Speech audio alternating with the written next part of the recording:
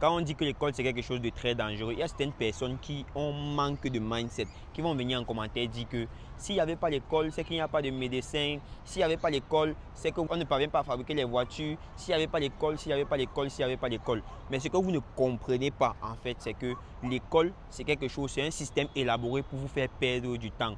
À l'école, on vous apprend tout parce qu'ils ont compris qu'en vous apprenant tout, au final, vous ne connaîtrez rien.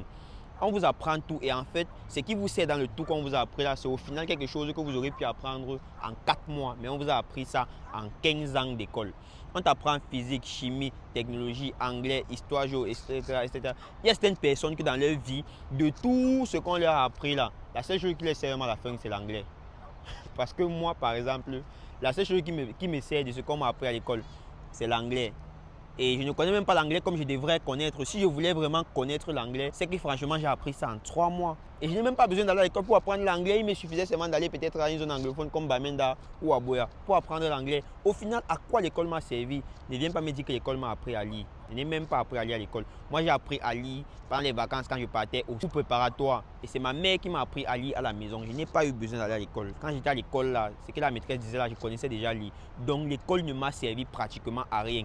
Pendant ce temps, il y a certaines personnes qui veulent apprendre à lire par l'école. Et ceux qui apprennent à lire par l'école finissent par apprendre à lire à quel âge?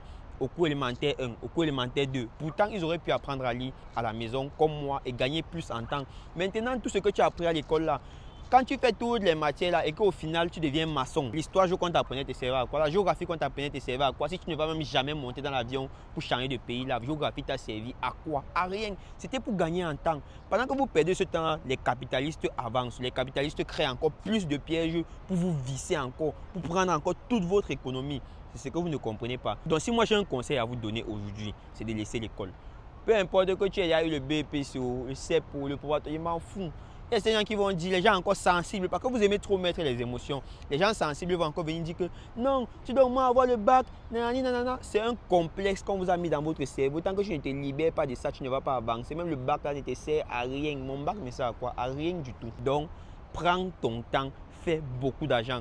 Si vous avez remarqué, tous les grands savants, comme les Newton, les Pythagore, tous vos anciens savants là, après eux, qui est encore savant depuis? Depuis qu'on a instauré l'école, vous avez encore vu un savant comme Pythagore? Vous avez encore vu quelqu'un comme un penseur comme Anaximandre, comme Newton? Vous n'avez plus vu.